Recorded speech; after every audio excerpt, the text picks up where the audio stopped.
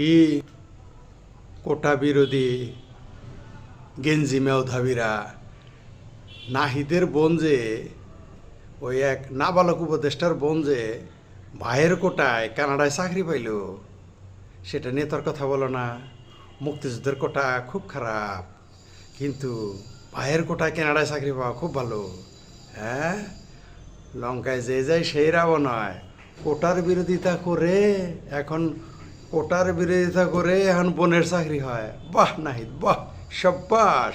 এনুস কাকাও তার ভাতিজারে দিছে, এনুস কাকা তার বান্ধবীরে দিছে, এনুস কাকা তার অফিসের লোকদের উপদেষ্টা বানাইছে, সচিব বানিয়েছে। নাহিদারে পিছিয়ে থাকবে কেন? তাই বোনকে কানাডায় নিয়ে যাইতেছে, ভাইয়ের কোটায় কানাডায় চাকরি। কোটা বিরোধীরা এখন কোটায় চাকরি নিচ্ছে। খুব মজা লাগে, খুব মজা।